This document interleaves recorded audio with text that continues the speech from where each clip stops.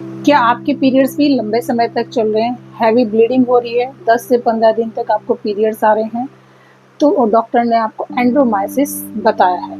तो यह वीडियो है आपके लिए। आपके घर में सिस्टर्स या मदर्स को ये इश्यूज है तो इस वीडियो को सेव कर लें और हमारे चैनल को सब्सक्राइब कर लें और वीडियो के अंत तक जरूर बने रहें। एंड्रोमाइसिस क्या होता है? जब हमारे यूट्रस की जो इनर लाइनिंग होती है वो यूट्रस की अंदर की तरफ घुस जाती है, तो यूट्रस क्या हो जाता है? हैवी, यूट्रस के अंदर सूजन आ जाती है और यूट्रस हैवी हो जाता है, बल्कि हो जाता है। इसको बल्कि यूट्रस भी कहते हैं। तो उससे होता है क्या है कि हमें धीरे धीरे eight the time of periods हमें पेन आना शुरू हो जाता है। तो ये चीजें होती क्यों है, इसको जानेंगे और इसमें करना क्या है वो जानेंगे। योग क्या करना है, इसको मैनेज कैसे कर सकते हैं, वो सब इस वीडियो को जानेंगे। हमारे चैनल पे सब्सक्राइब जरूर कर लें, ठीक है। हाँ, तो जब इनर लाइनिंग जो हमारी थिन हो जाती है, अंदर की तरफ घुस जाती है और यूट्रस बल्कि हो जाता है, तो हमें at the time of periods pain आना शुरू हो जाता है फीमेल्स में। तो ये क्यों होता है, एग्जैक्ट रीजन इसके नहीं बताए जा सकते, लेकिन जो मेन इसका रीजन है वो है हार्मोन्स का इम्बैलेंस होना। जैसे ही आपके हार्मोन इम्बैलेंस होते हैं, मेन खासकर आपका एस्ट्रोजन लेवल इम्बैलेंस होता है, तो ये प्रॉब्लम्स आपकी बढ़ जाती है। साथ ही साथ स्ट्रेस लेवल का आपका बढ़ना, स्ट्रेस जैसे ही बढ़ेगा उसकी वजह से कोर्टिसोल बढ़ने से आपके हार्मोन इम्बैलेंस होता है। तो स्ट्रेस को मैनेज करना बहुत जरूरी है। साथ ही साथ unhealthy lifestyle, unhealthy food habits इस प्रॉब्लम्स को बढ़ा देती हैं। अनएक्टिव लाइफस्टाइल, इनएक्टिव रहना, वो इसका खासकर ये प्रॉब्लम्स 25 से 45 साल की फीमेल्स में देखी जाती है। कई कारणों में यूट्रस इंजरी भी इसका कारण हो सकती है। इसमें क्या करना चाहिए? एंड्रोमाइसिस में एलोपैथी में इसका ट्रीटमेंट कुछ मेडिसिन और हार्मोन थेरेपी देकर डॉक्टर इसका ट्रीटमेंट देते हैं।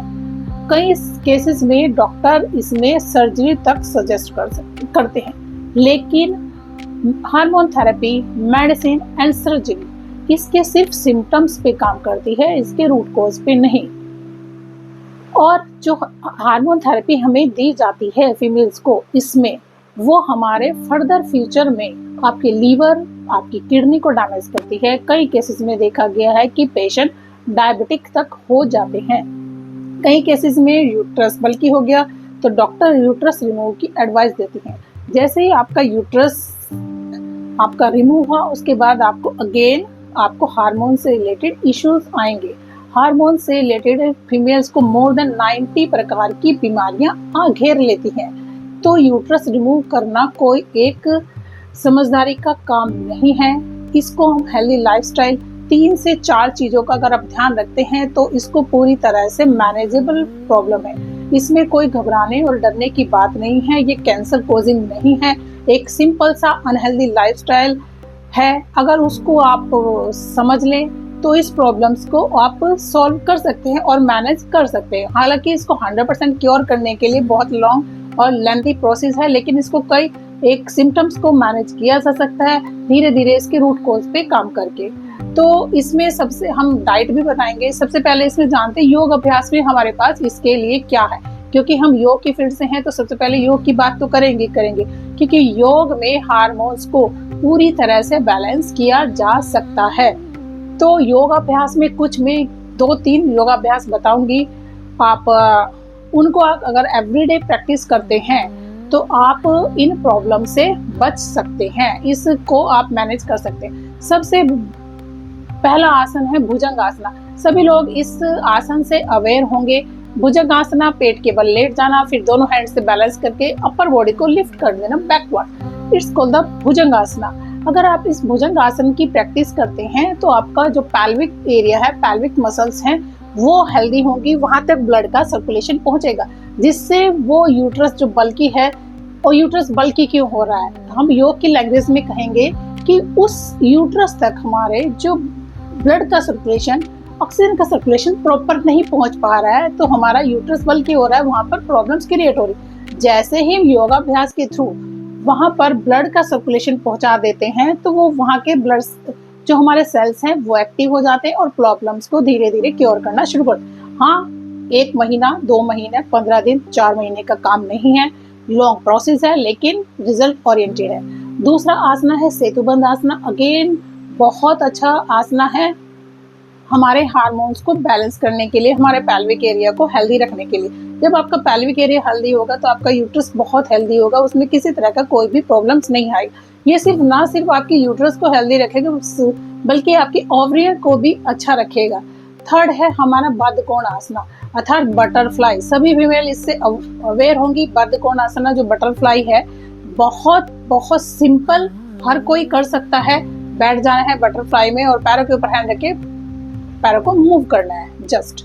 तो इस बटरफ्लाई को करके आप अपने आप को पैल्विक मसल्स को स्ट्रेंथन करते हैं। पैल्विक मसल्स स्ट्रेंथन होती हैं तो आपके यूट्रस तक ब्लड का सर्कुलेशन पहुंचता है। जैसे ही यूट्रस तक ब्लड का सर्कुलेशन पहुंचेगा तो आपका यूट्रस हेल्दी होना शुरू हो जाएगा, जो प्रॉब्लम्स है वो नहीं होगी। जब यूट्रस बल्की होता है तो हमारे जो सिम्टम्स हैं वो क्या क्या आते हैं वो हम जानेंगे। क्या आपको हैवी ब्लीडिंग हो रही है? क्या आपको at the time of bleeding pain बढ़ रहा है? ब्लीडिंग लंबे समय तक चल रही है? बैक पेन आ रहा है? ब्लोटिंग हो रही है? ये सब सिम्टम्स आपको आ रहे होंगे। तो ये अभ्यास आपको करने बहुत जरूरी है। वैसे तो पूरा योगाभ्यास ही करना जरूरी है, लेकिन ये जो मेन आसना इसमें काम करते हैं तो वो ये काम करते हैं। सेकंड हमारा ब्रीदिंग टेक्निक। ब्रीदिंग टेक्निक इसमें अनुलोम विलोम एंड भ्रामरी प्राणायाम आपके स्ट्रेस लेवल को कम करता है। जैसे ही हमारा कोर्टिसोल लेवल कम होता है, हमारा जो हार्मोन है वो बैलेंस होने शुरू होते हैं। हार्मोन्स इम्बैलेंस क्यों होते हैं? जब हमारा स्ट्रेस लेवल बढ़ता है। जैसे आपने कुछ फीमेल्स ने नोटिस किया होगा, जब भी आपका स्ट्रेस लेवल बढ़ता है, जिस मंथ आप स्ट्रेस में ज्यादा होते हैं, ज्यादा वर्क कैपेसिटी ले लेते हैं, कुछ बच्चों का एग्जाम से भी हो गया, इवन आप उसका भी स्ट्रेस लेते हैं, तो पीरियड्स आपके आगे पीछे पेनफुल क्रैम्प्स ज्यादा बढ़ जाते हैं। तो स्ट्रेस हमारे हार्मोन सिस्टम पर बहुत बड़ा इम्पैक्ट करता है। तो यहाँ पर अनुलोम विलोम का अभ्यास आप एवरीडे 5 to 10 मिनट्स जरूर करें। अनुलोम विलोम कैसे कर सकते हैं उसको एक बार देख लेंगे। वैसे मैंने और भी वीडियोस बना रखी है, लेकिन फिर भी मैं एक बार आपको इस वीडियो में भी बता देती हूँ। राइट हैंड से प्रणव मुद्रा, लेफ्ट हैंड से ज्ञान मुद्रा। किसी भी स्थान पर आप सुखासना में बैठ जाइए और राइट हैंड से राइट नॉस्ट्रिल को क्लोज कर लेना है। धीरे से आपको इनहेल करना है लेफ्ट से, लेफ्ट को क्लोज करके एक्सहेल करना है राइट नॉस्ट्रिल से।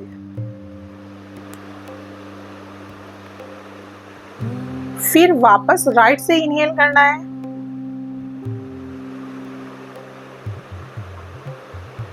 और लेफ्ट से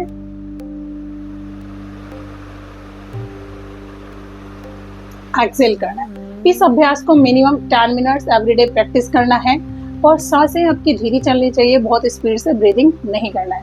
सेकंड अभ्यास है आपका भ्रामरी प्राणायाम। इस पे बहुत सारी रिसर्चेज हो चुकी हैं जो हमारे जो स्ट्रेस है उसको इंस्टेंट कम करने का काम करता है। भ्रामरी प्राणायाम में क्या करना है वैसे तो सब अवेयर होंगे, फिर भी एक बार मैं उसका टेक्निक इस वीडियो में भी आपको बता देती हूँ।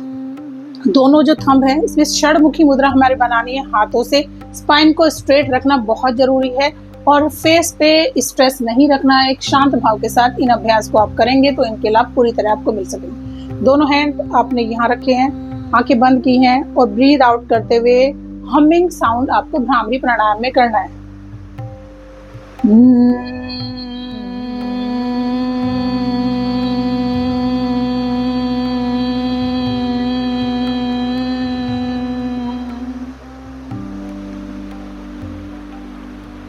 धीरे धीरे वापस से सांस को भरना है। भ्रामरी प्राणायाम भी आपको कम से कम 20 टाइम रिपीट करना है। अगर आपको प्रॉब्लम को अच्छे सॉल्व करना है तो इसकी रेपिटेशन को बढ़ाना है। ठीक है, जो ब्रीदिंग टेक्निक है वो हमारे जो हार्मोन स्ट्रेस लेवल है उसको कम करती है। अब आता है इसमें डाइट और लाइफस्टाइल इंप्रूव नहीं करोगे तो कोई भी चीज आपके लिए लाभदायक नहीं हो सकती है। जो कि आप डाइट में आपको शुगर मीठा कम करना है। प्रोसेस्ड फूड क्या होता है? जो भी पैक्ड फूड है, कुछ भी एनीथिंग जो भी पैक्ड फूड है वो उसका कंजम्पशन नहीं करना है, उसको यूज नहीं करना है। साथ ही साथ इसमें हल्दी और गर्म पानी, ल्यूकवार्म वाटर आपको एवरीडे कंज्यूम करना है। उसका कंजम्पशन करते हैं तो आपको ये प्रॉब्लम काफी हद तक सॉल्व हो सकती है। साथ ही साथ आपको जो जिंक, आयरन और जिंक से का प्रोड्यूशन बढ़ाना है अर्थात वैसी चीज़ों का कंजप्शन करना है जिसके अंदर जिंक और आयरन ज़्यादा क्वांटिटी में होता है। जैसे कि आप पालक का सेवन कर सकते हैं, बीट रूट, अनार, ऐसी बहुत से फूड हैं जिसके अंदर आयरन अच्छी मात्रा में होता है, उसके कंजप्शन को बढ़ाइए। फ्रूट्स का इंटेक ज़्यादा करिए, जो भारी भोजन है उसका इंटेक कम करिए। साथ ही साथ विटामिन डी का भी आपको ध्यान रखना बहुत जरूरी है। विटामिन डी एक एसेंशियल विटामिन है हमारी बॉडी के अंदर। साथ ही साथ आपको एस्ट्रोजन लेवल को भी अपने बैलेंस में रखना है। एस्ट्रोजन लेवल को बैलेंस करने के लिए योग और प्राणायाम तो हमने सीख लिया। साथ ही साथ उसमें हम अपने घर में घरेलू नुस्खों में आप क्या कर सकते हैं, एक अच्छा सोर्स है एस्ट्रोजन लेवल को बढ़ाने के लिए जीरा।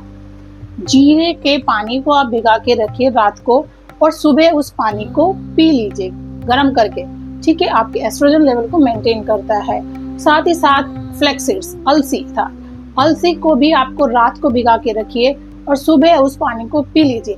ये अलसी को रोस्ट करके आप रख सकते हैं, उस रोस्ट को रख सकते हैं और उस रोस्ट अलसी को आप एवरीडे हाफ स्पून या 1 स्पून आप कंज्यूम करें, जिससे आपका एस्ट्रोजन लेवल कंप्लीट हो सकता है। अगर यहाँ से भी आपको लाभ नहीं मिल रहा है तो हमारे पास कुछ सप्लीमेंट्स भी हैं जिससे हम बहुत सारे फीमेल्स की heavy bleeding, pre menopause, menopause में हेल्प कर चुके हैं। 100% रिजल्ट ओरिएंटेड है। पहले तो इन सब को करके देखिए, अगर आपको लाभ नहीं मिलता है तो हमसे कांटेक्ट करिए, हम आपको सजेस्ट करेंगे, ठीक है। तो एक एंड्रोमेसिस कोई ऐसी प्रॉब्लम नहीं है जो ठीक नहीं हो सकती है, उसको हम हेल्दी लाइफस्टाइल के द्वारा पूरी तरह सही कर सकते हैं। कोई कैंसर नहीं है, ठीक है, अगेन रिपीटिंग, कोई कैंसर नहीं है, तो डरना नहीं है। स्ट्रेस को मेंटेन रखना है और अपनी हेल्दी लाइफस्टाइल को बनाए रखना है। अगर ये वीडियो अच्छी लगी है तो सेव कर ले, अगर आपको अपने किसी फ्रेंड्स को भी शेयर कर सकते हैं, अच्छी इन्फॉर्मेशन है, और हमारे चैनल को सब्सक्राइब जरूर। ये चीज़ें आप करके देखिए। और अगर आपको अपने हार्मोन्स को नेचुरली बैलेंस करना चाहते हैं तो कमेंट में लिख के भेजिए हार्मोन, ठीक है। Thank you.